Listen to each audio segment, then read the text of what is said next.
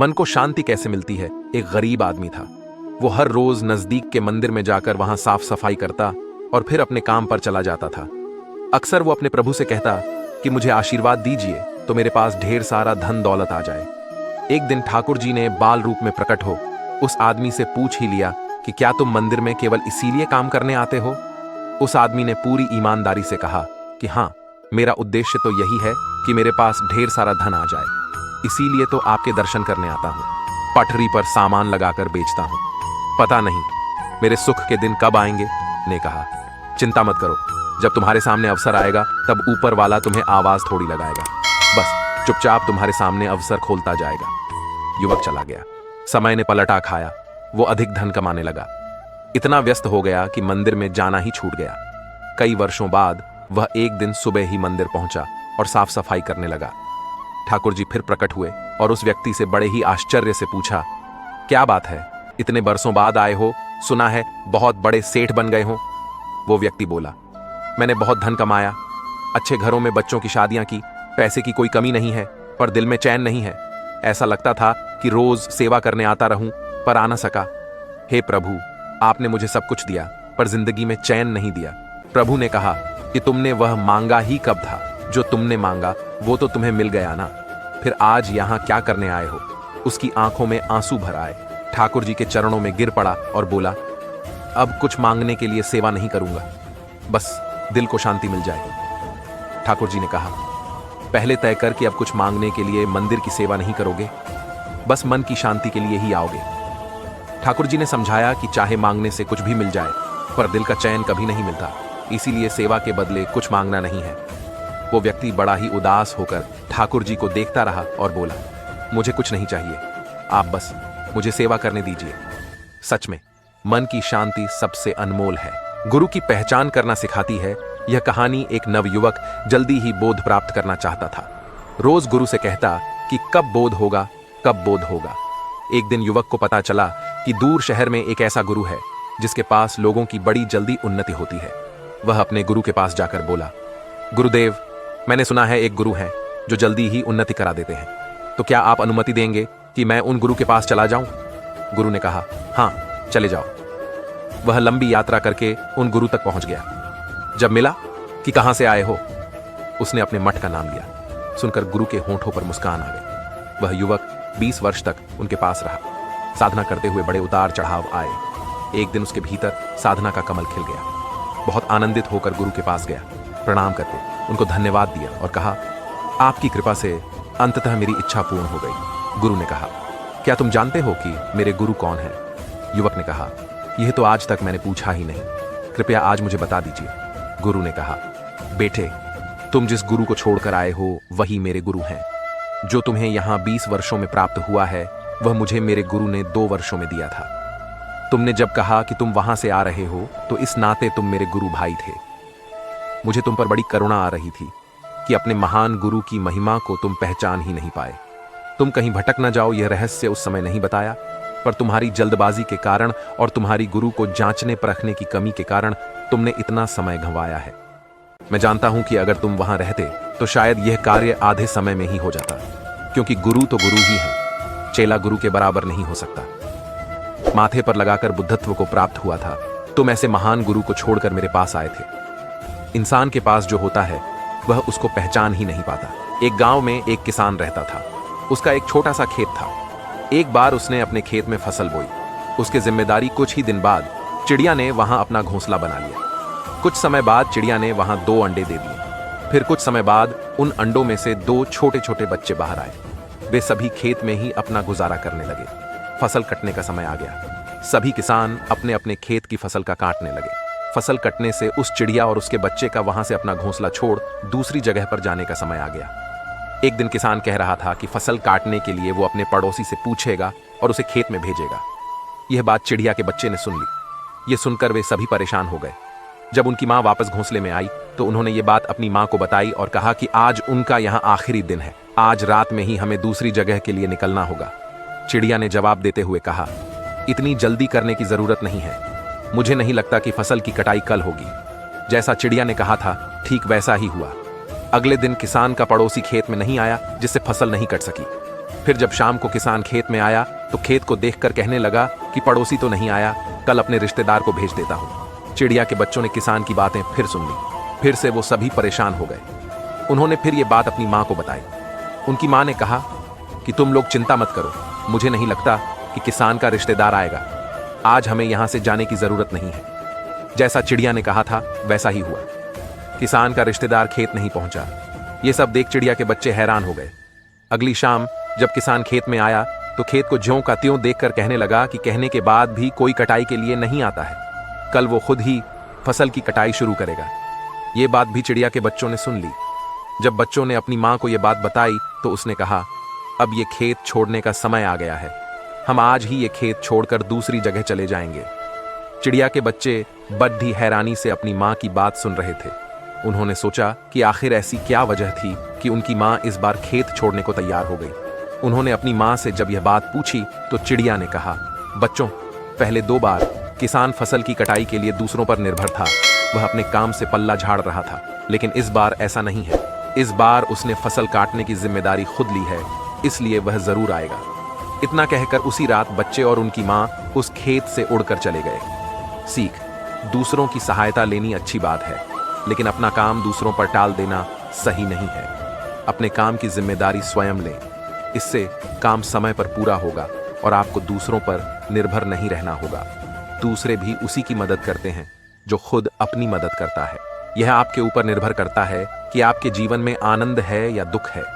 मेरे जीवन में सुख है या दुख है, उसका जिम्मेदार मैं हूं, वो बनाने वाला नहीं। कई लोग कहते हैं कर्मों का फल है, तो जल्दी जल्दी अच्छे अच्छे कर्म करो और कूद जाओ। क्या है अच्छा कर्म? 10-20 भैंस को रोटी खिला दो और कूद जाओ, जल्दी से नहीं। आप जीवित हो, क्या ये अच्छा कर्म नहीं है? एक वो है जो जाएगा इस संसार से यह कहता हुआ कि हे बनाने वाले, तुम्हारा लाख लाख शुक्रिया। और एक वो है जो जाएगा ये कहता हुआ, मेरा यह भी अधूरा रह गया, मेरा यह भी अधूरा रह गया। जो मनुष्य अपनी सुध-बुध खोकर माया के पीछे पड़ता है, अज्ञानता के पीछे पड़ता है, उसको दुख मिलेगा। ऐसे दुख का अनुभव कभी किया है जिसमें आप ये समझ रहे हैं कि आप सुखी हैं पर दुखी हैं? जीवित होना और मौत दोनों कितनी शक्तिशाली चीज है। ये जो सांस आ जा रही है बीच में, जो सारी मौत को रोक लेती है, इसकी हमें कीमत मालूम नहीं है। जो कुछ भी आपने अपने जीवन में आज तक किया है वो इसीलिए क्योंकि आपकी सांस चल रही है, और तब तक ही आप सभी चीजें कर पाएंगे जब तक सांस चलेगी। ये पृथ्वी अरबों साल पुरानी है। जब ये पृथ्वी बनी आप क्या थे? धूल। वैज्ञानिकों के हिसाब से ये पृथ्वी 5, 15, 20 अरब साल तक और रहेगी, उसके बाद ये भी धूल हो जाएगी। आइंस्टीन ने एक बात कही थी कि जो कुछ भी बनता है, जो कुछ भी बना है, उसका नष्ट होना जरूरी है। वो नष्ट होगा, सबको नष्ट होना है, परंतु आप बहुत थोड़े समय के लिए जीवित हैं। इस संसार में जो कुछ भी हो रहा है, जो गड़बड़ है, वो लालच की वजह से हो रहा है। लोभ के बारे में कोई बात नहीं करना चाहता है। आप मस्ती में होश खोकर अज्ञानता के पीछे भाग रहे हैं, जैसे पकड़ लेंगे और जीत जाएंगे। नहीं, पर आप में वो शक्ति है, उसका इस्तेमाल कीजिए, अपने जीवन को सफल बनाइए। यही मौका है, फिर धूल बनना है। ये कब होगा किसी को नहीं मालूम। अच्छे व्यवहार से सुखी जीवन जी सकते हैं। परिणाम से वाकिफ होते हुए भी व्यवहार को बदलना मुश्किल हो सकता है। इसकी जड़ें अक्सर किसी पुराने तजुर्बे से जुड़ी होती हैं। पुरानी बातें याद करें कि कैसे अपनी भावनाओं को कैसे काबू में करें। बातचीत भावनात्मक भी हो सकती है। इसमें आप विचलित हो सकते हैं, चिंताग्रस्त हो सकते हैं या असंतुष्ट हो सकते हैं, लेकिन उत्तेजित होकर सफल नहीं हो। और कैसे आप सही व्यवहार से अपनी जरूरतें पूरी कर सकते हैं। ये काम आसान नहीं है और समय भी लग सकता है, लेकिन इस तरह ज्यादा संतोषजनक जीवन जीने में मदद मिलती है। बात करने से पहले जितना खुद को तैयार करेंगे उतना कम उत्तेजित होंगे। बातचीत पूरी होने पर नकारात्मक भावनाओं को बाहर करें और सकारात्मक बातों पर ध्यान दें। हार को पूरे मन से स्वीकारने वाला विजेता से कम नहीं होता। जब तमाम कोशिशों के बावजूद आप हारते हैं और सामने वाला पक्ष जीत जाता है, तब क्या करें? कामों की सूची छोटी नहीं होती, तो जो काम तनाव देते हैं पहले उन पर फोकस करें। आपका परफेक्शनिस्ट होना रोड़ा तो नहीं बन रहा? क्या परिस्थिति आए तो उसे स्वीकार किसी के करना ही चाहिए। हार को पूरी गरिमा से स्वीकार करना चाहिए। जीत से अधिक हार सिखाती है। हार से एक नया नजरिया विकसित होता है। काम को ज्यादा समय देकर सुधार सकते हैं, अगर नहीं तो आगे बढ़ें। समय बचाने के लिए जो कर सकते हैं करें। ये जानने की कोशिश करें कि कौन से काम करना वक्त का सदुपयोग होगा। खुद से लिखें अपना भाग्य। अक्सर लोग कहते हैं कि आपके भाग्य ने सब कुछ पहले से ही तय कर रखा है। पहले से कुछ भी तय नहीं है। बस इतनी है कि अनजाने में ही आपने खुद को कुछ खास स्थितियों में ढाल लिया है। आपके भीतर कुछ आदतें, नजरिया और प्रकृति बन जाती है और इनके मुताबिक आपका जीवन उसी दिशा में चलने लगता है। ऐसा इसलिए नहीं है कि कोई बाहरी अज्ञात शक्ति आपको उस दिशा में धकेल रही है। जिस भाग्य की बात आप कर रहे हैं वह अनजाने में खुद आपके द्वारा बनाई गई प्रकृति और आदतें हैं। वैसे इन्हें होशो हवास में भी बना आप पूरे हैं। भाग्य अपना काम तो करता है, लेकिन उसकी अपनी सीमाएं हैं। भाग्य अंतिम नहीं है। अगर आप यह जानते हैं कि आप जाना कहां चाहते हैं, तो बेहतर यही है कि आप अपने भाग्य को अपने हाथ में ले लें। आध्यात्मिकता की तरफ मुड़ने का मतलब है कि मैं अपने भाग्य को अपने हाथों में लेना चाहता हूं। इससे कोई अंतर नहीं पड़ता कि मेरे कर्म क्या कहते हैं।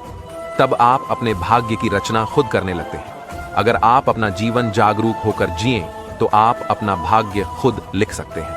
हम सभी दिन भर की घटनाओं को रात में अपने दिमाग में दोहराते हैं।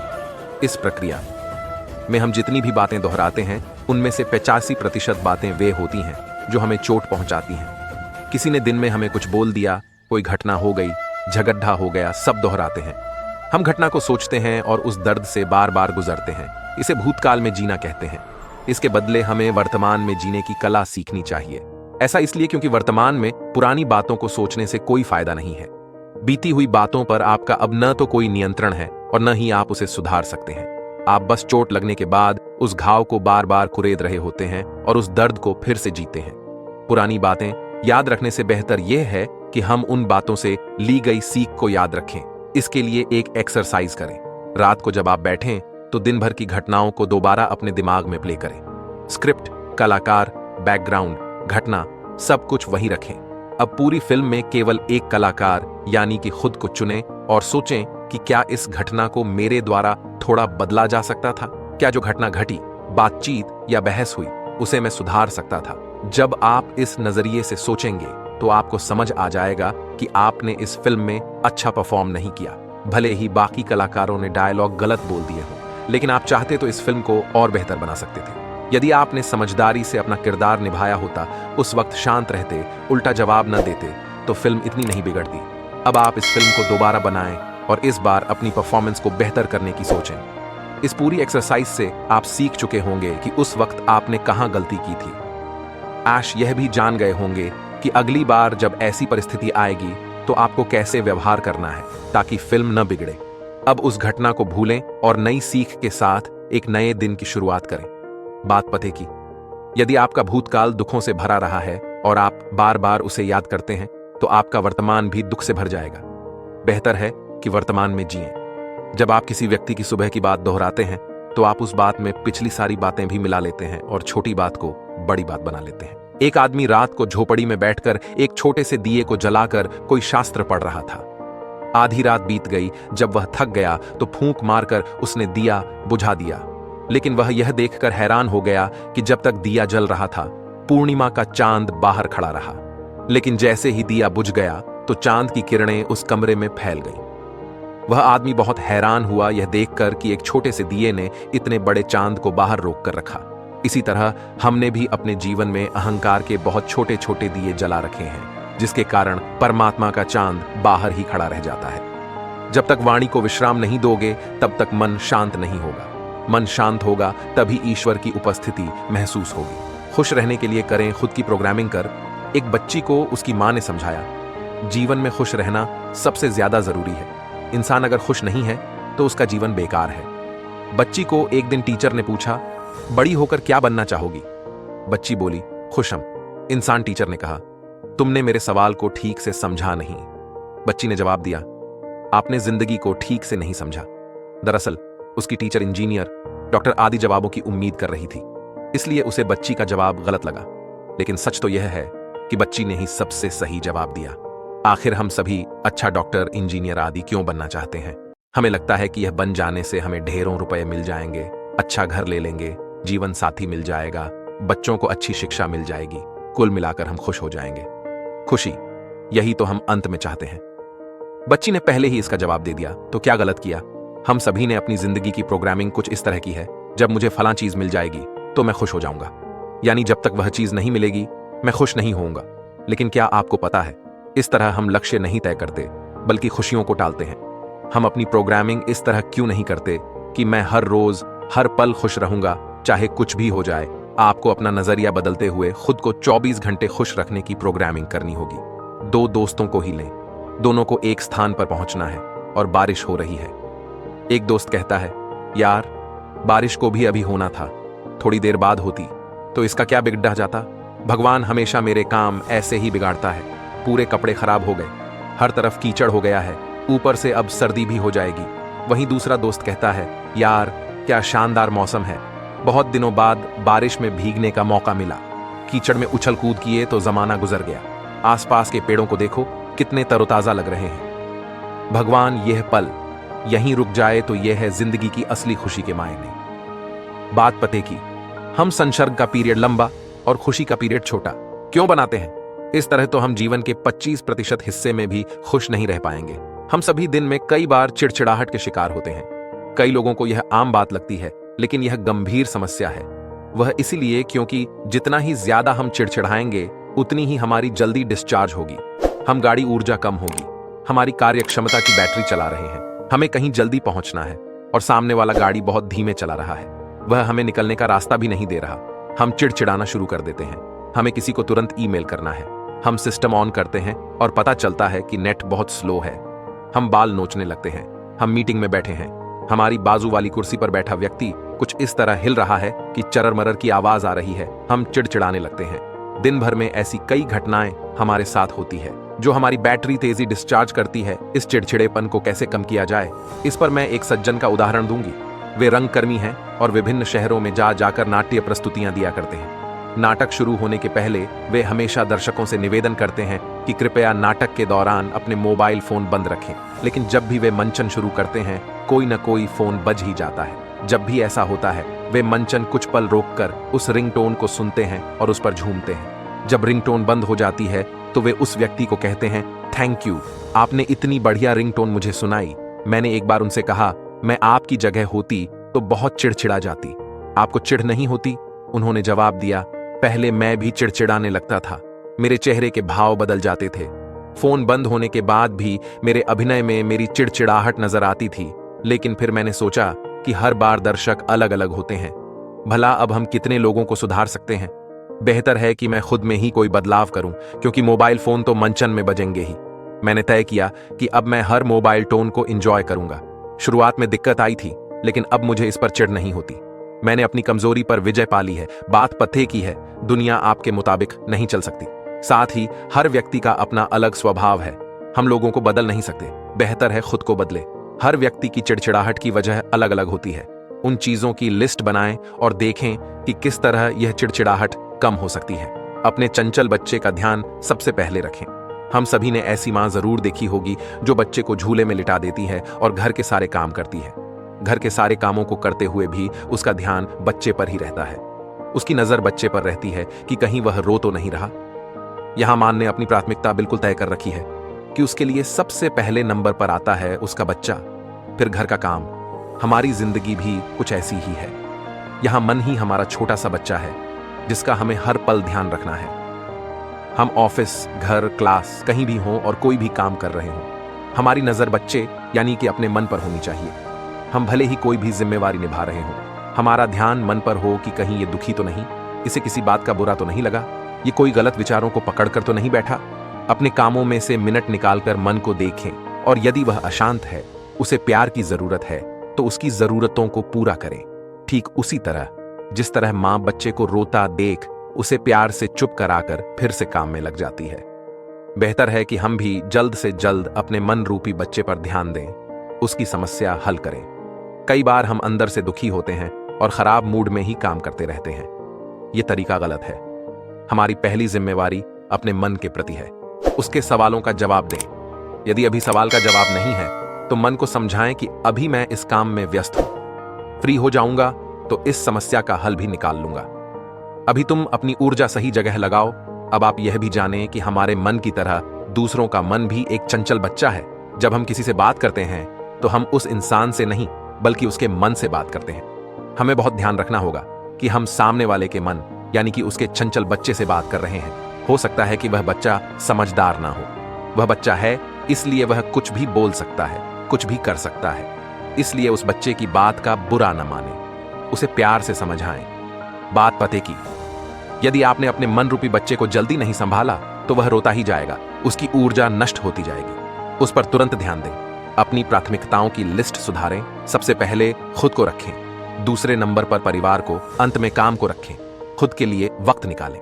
मन मारकर काम न करें, नौकरी में तलाशें खुशी। आपने अपने आसपास कई लोगों को देखा होगा जो ये सोचते हैं कि मैं कहां से इस जॉब में फंस गया, मुझे तो फलां काम करना पसंद है, लेकिन घर चलाने के लिए यह नौकरी मजबूरी में करनी पड़ रही है। अपनी इच्छाओं को मारकर कब मुझे इस फालतू काम से छुटकारा मिलेगा।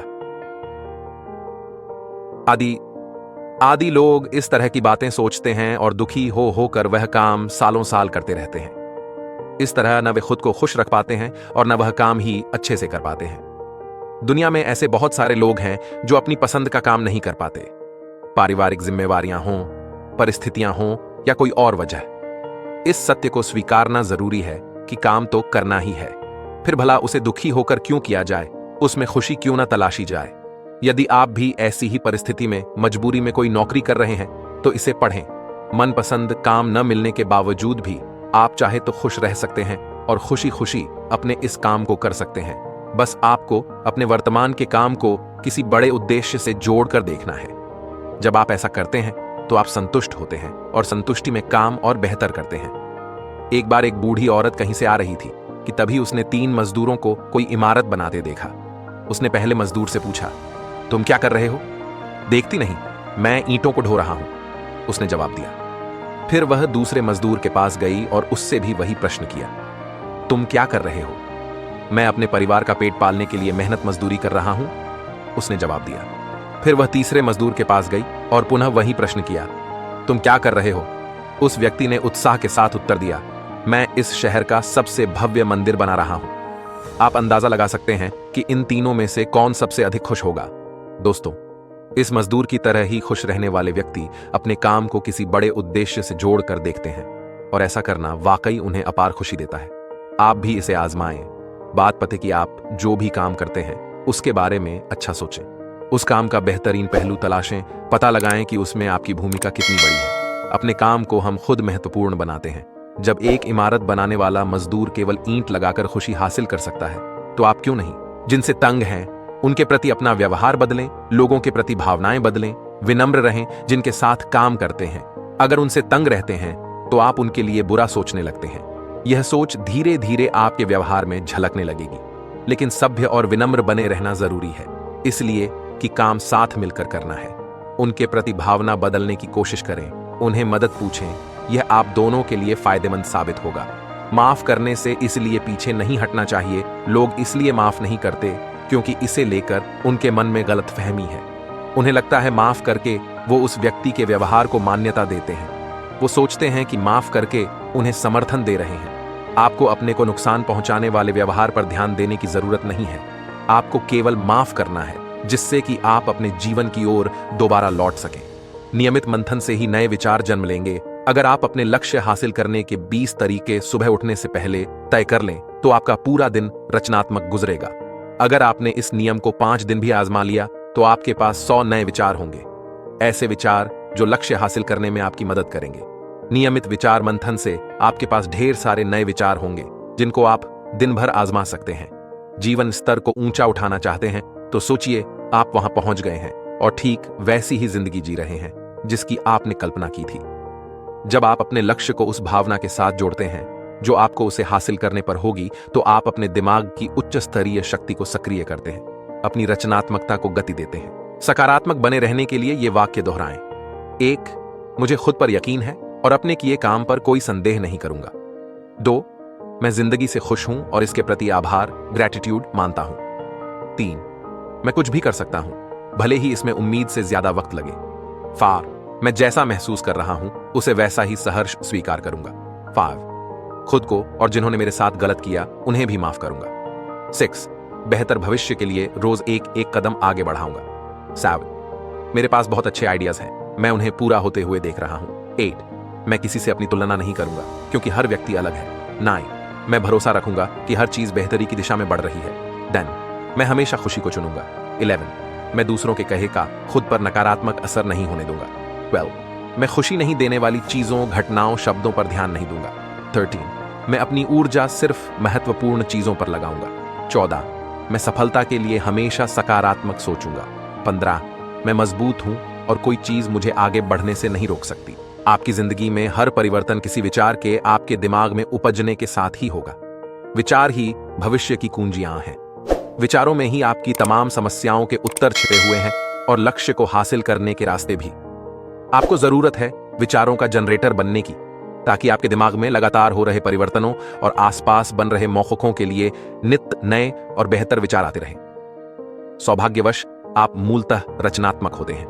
यह एक प्राकृतिक गुण होता है। आपका जन्म ही इसके साथ हुआ है।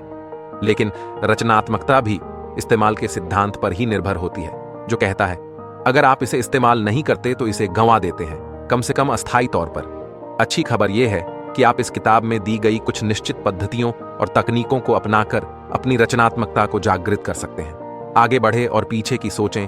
आपकी सोच को बदलने के लिए जरूरी है कि आप इस बात को लेकर अपने विचारों और कल्पना को और व्यापक करें जो आप बन सकते हैं। ऐसी बातें जो आप कर सकते हैं और ऐसी भी जो आपको करनी चाहिए थी।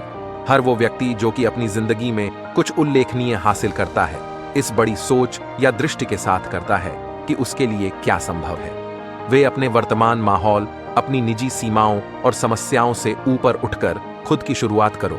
हम जीवन में कोई भी काम तभी करते हैं जब कुछ मिलने को हो, लेकिन जीवन में वे ही क्षण महत्वपूर्ण हैं जब आप कुछ ऐसा करते हैं जिसमें भी नहीं मिलता। जब कुछ मिलने के लिए आप करते हैं तब बहुत क्षुद्र हाथ में आता है। विराट को पाने के लिए कुछ पाने की आकांक्षा नहीं होनी चाहिए, हो तो फिर बाधा हो जाएगी। अगर आपसे कोई पूछे प्रेम किस लिए करते हैं, तो क्या कहेंगे? कहेंगे प्रेम स्वयं में ही आनंद है, उसके बाहर और कोई कारण नहीं जिसके लिए प्रेम करते, और अगर कोई किसी कारण से प्रेम करता हो तो यह सच्चा नहीं है। ठीक वैसे ही ध्यान करने के लिए जब हम पछते हैं कि क्या मिलेगा, वह हमारा लोभ पूछ रहा है। मोक्ष मिलेगा कि आत्मा मिलेगी कि नहीं? नहीं, कुछ भी नहीं मिलेगा। और जहां कुछ भी नहीं मिलता वहीं सब कुछ वह मिल जाता है जिसे हमने कभी खोया नहीं, जिसे हम कभी खो नहीं सकते, जो हमारे भीतर मौजूद है। यदि उसको पाना हो तो कुछ और पाने की चेष्टा सार्थक नहीं हो सकती है। सब पाने की चेष्टा छोड़कर जब हम मौन रह जाएंगे तो उसके दर्शन होंगे जो हमारे भीतर निरंतर मौजूद है। उसे पाने के लिए सारी क्रियाएं छोड़कर अक्रिया में हो जाना जरूरी है। यदि मुझे आपके पास आना हो तो दौड़ना पड़ेगा, चलना पड़ेगा। और यदि मुझे मेरे ही पास आना हो तो फिर कैसे दौड़ूंगा और कैसे चलूंगा? दौड़ते हैं दूसरे तक पहुंचने के लिए। अपने तक पहुंचने के लिए सब दौड़ छोड़ देनी होती है। क्रिया होती है कुछ पाने के लिए, लेकिन जिसे स्वयं को पाना है उसके लिए कोई क्रिया नहीं होती। सारी क्रिया छोड़ देनी होती है। जो क्रिया छोड़कर, दौड़ छोड़कर रुक जाता, ठहर जाता, वह स्वयं को उपलब्ध हो जाता है। स्वयं को उपलब्ध कर सब उपलब्ध कर लेना है। और जो इसे खो देता है वह सब पाले तो भी उसके पाने का कोई मूल्य नहीं। एक दिन वह पाएगा कि वह खाली हाथ था, खाली हाथ है। अज्ञान की स्थिति में सिवाय ध्यान के और कोई मार्ग नहीं है, और ध्यान अज्ञान का कृत्य नहीं है। जब भोजन करने बैठो तो प्रभु को प्रणाम करके उसका धन्यवाद अवश्य करो। मैं आपका दिव्य प्रसाद ग्रहण कर रहा हूं। मुझे इस लायक बनाए रखना कि मैं अपनी कमाई खाऊं, पाप की कमाई घर में न लाऊं। उसमें बेगुनाहों का खून न हो, किसी के बच्चों का हक न हो। मेरी कमाई पवित्र हो, जिससे मैं पवित्र अन्न को दिव्य प्रसाद के रूप में ग्रहण कर सकूं। मानसिकता आपको कैसे अमीर बनाती है? सच कहें तो आपका पैसा पैसा नहीं बनाता है, आपकी मानसिकता पैसा बनाती है। पैसा बनाने के लिए हमें अपनी मानसिकता को ठीक करने की आवश्यकता है। जब आप अपने दिमाग को खोलते हैं तो और अधिक बहुतायत पैसा बनाते हैं। आप पैसा बनाने के लिए अपने स्वयं के लिए असीमित उत्पादन करते हैं। असली खुशी आपके भीतर ही है। अपने ही शरीर से निकलने वाली सुगंध की तलाश में कस्तूरी मृग जंगल में यहां से वहां दौड़ता रहता है। वह यह नहीं जान पाता कि सुगंध का स्रोत उसके ही भीतर है। हम अपनी खुशी को लोगों, जगह और चीजों से जोड़ते हैं। हम सोचते हैं कि जब वे सभी हमारी इच्छा के मुताबिक हो जाएंगे तो हम खुश हो जाएंगे, जबकि जो खुशी बाहरी चीजों पर निर्भर होती है वह बहुत कमजोर होती है। जिस क्षण परिस्थितियां बदलती हैं, खुशी गायब हो जाती है। 1 जून 2013 में आई भयानक बाढ़ ने उत्तराखंड अनेक भवनों व निर्माण को ध्वस्त कर दिया। टीवी की एक टीम परेशान लोगों से बात कर रही थी। अचानक से कैमरा बेघर हुई एक महिला की ओर मुड़ा, लेकिन वह भगवान शिव को धन्यवाद देने में व्यस्त थी, क्योंकि उसके पति, बच्चे और नाती पोते सुरक्षित थे। तबाही के बीच यह महिला सकारात्मकता, उम्मीद और संतुष्टि से भरी थी। यहां रहस्य क्या था? यह सिर्फ उसके सोचने का तरीका था। परिस्थितियां दुखद थीं, लेकिन अपने नुकसान पर ध्यान केंद्रित करने की बजाय वह इस हालात में भी जो अच्छा दिख रहा था उस पर ही ध्यान केंद्रित कर रही थी। इसीलिए कहा जाता है कि दर्द को टाला नहीं जा सकता, लेकिन दुख एक विकल्प है। दर्दनाक स्थितियों से कोई नहीं बच सकता, लेकिन कोई भी हमें दुखी होने के लिए मजबूर नहीं कर सकता। सफल लोग अपने मानसिक संसाधनों को ठीक से रखने की क्षमता की वजह से खुद को बाकी लोगों से अलग दिखाते हैं। वे खुश व प्रेरित रहने के लिए अपने विचारों को न्यायोचित तरीके से चुनते हैं। मस्तिष्क इतना महत्वपूर्ण क्यों है? खुशी और दुख दोनों ही मानसिक स्थिति की वजह से महसूस होते हैं। सकारात्मक विचार दिमाग और आत्मा दोनों के ही लिए लाभदायक। उदाहरण के लिए दया, बलिदान, दूसरों की सेवा जैसे कार्यों के बारे में सोचना हमें अच्छा महसूस कराता है, जबकि इसके उलट किसी को नुकसान पहुंचाने या मतलबी व्यवहार से नकारात्मक विचार आते हैं और खराब महसूस होता है। इसीलिए दिमाग ही अकेला ऐसा कारक है जिससे हम जिंदगी की दिशा व गुणवत्ता तय कर सकते हैं। मानसिक शांति अब वास्तविक क्यों लगती है? जब हम हर चीज का आकलन अपने स्वार्थ के चश्मे से करते हैं और जब चीजें हमारी उम्मीद के मुताबिक नहीं होती हैं, हमारा अहम नकारात्मक विचार पैदा करता है। बार बार नकारात्मक विचारों पर ध्यान केंद्रित करने से धीरे धीरे हमारा दिमाग ऐसे संदेशों को पसंद करने लगता है, और जब तक हमें इसका एहसास होता है यह आदत बन चुका होता है। कूड़े से भरे बगीचे की तरह एक अशांत मस्तिष्क लगातार अनुत्पादक विचारों को उत्पन्न करता रहता है और इससे अवचेतन के स्तर पर गलत धारणाओं का समावेश होता है। इसीलिए हम में से अनेक अपनी जिंदगी में लगने वाले धक्के के लिए दूसरों को या हम ईश्वर में विश्वास तक खो सकते हैं या अध्यात्म दूर हो सकते हैं। इससे न तो समस्या का समाधान होता है, न ही मानसिक शांति मिलती है। आज प्यार की जगह लोग एक दूसरे से नफरत कर रहे हैं। इसका कारण है कि जिसने जीवन में असली प्यार को कभी महसूस ही नहीं किया, जो प्यार को जानता ही नहीं है, वह तो नफरत से ही प्यार करेगा। हमने नफरत से प्यार करना सीख लिया है। प्यार से प्यार करना हम जानते ही नहीं है। हम अपने आप से, जो हमारे अंदर मौजूद शक्ति है, उससे प्यार करना नहीं सीखेंगे तो फिर हम किससे प्यार करना सीखेंगे? हमने अपनी आशाओं से प्यार करना सीखा है। जब हम घर आते हैं तो हमारी आशा रहती है कि बढ़िया खाना खाने को मिलेगा, परंतु ऐसा नहीं होता है। तब हमारा प्यार कहां चला जाता है? आप अपने बेटे से प्यार करते हैं और अगर आपका बेटा स्कूल में फेल हो जाए तो आपके प्यार को क्या हो जाता है? प्यार करना सीखिए अपने भीतर आने जाने वाली सांस से, इस जिंदगी से। जब प्यार करना सीखेंगे तो प्यार क्या होता है समझ में आएगा। अभी आप प्यार करते हैं रिजल्ट से, बढ़िया खाने से। ग्रीस दार्शनिक सुकरात ने कहा है कि अगर आपको वो न मिले जिसे आप चाहते हैं तो आपको दुख होगा, और आपको अगर वो मिल जाए जिसे आप नहीं चाहते तब भी आपको दुख होगा। आपको अगर वो मिले जो आप चाहते हैं तब भी आपको दुख होगा। इस संसार में हर एक चीज बदल रही है, पर हमें बदलना पसंद नहीं है। हम नहीं चाहते कि कोई चीज बदले, पर हर एक चीज को बदलना है। जब आप खुद अपने भीतर देखने लगते हैं कि इस संसार को बनाने वाला स्वयं आपके अंदर है, उस दिन आपका जीवन बदल जाएगा। बदलती हुई चीज से प्यार करना बड़ा मुश्किल है, परंतु एक चीज है जो बदलती नहीं है। इस संसार के अंदर प्यार होना चाहिए, परंतु मनुष्य समझे कि असली प्यार क्या है। जब असली प्यार को समझेगा तब वह सचमुच में प्रेम कर सकता है। जिस दिन मनुष्य को अपने आप से प्यार हो जाएगा, उस दिन नफरत नहीं, सिर्फ प्यार ही प्यार होगा। एक बार सुकरात भ्रमण करते हुए एक नगर में गए। वहां उनकी मुलाकात एक वृद्ध सज्जन से हुई। दोनों आपस में काफी घुल मिल गए। वृद्ध सज्जन आग्रहपूर्वक सुकरात को अपने निवास पर ले गए। भरा पूरा परिवार था उनका। घर में बहू, बेटे, पौत्र पौत्रियां सभी थे। सुकरात ने वृद्ध से पूछा, आपके घर में तो सुख समृद्धि का वास है, वैसे अब आप करते क्या हैं? वृद्ध बोले, अब मुझे कुछ नहीं करना पड़ता। अच्छा कारोबार है जिसकी सारी जिम्मेदारियां अब बेटों को सौंप दी हैं। घर की व्यवस्था बहुएं संभालती हैं। इसी तरह जीवन सुखपूर्वक चल रहा है। मैंने जीवन के इस मोड़ पर एक ही नीति अपनाई है कि दूसरों से अधिक अपेक्षाएं मत पालो और जो मिले उसमें संतुष्ट रहो। मैं और मेरी पत्नी अपने पारिवारिक उत्तरदायित्व अपने बेटे बहुओं को सौंपकर निश्चिंत हैं। अब वे जो कहते हैं वह मैं कर देता हूं, और जो कुछ भी खिलाते हैं खा लेता हूं। अपने पौत्र पौत्रियों के साथ हंसता खेलता हूं। मैं बच्चों के किसी कार्य में बाधक नहीं बनता। पर कभी तो आपका मन करता होगा कि वे आपकी बात माने या सुने? सुकरात ने पूछा।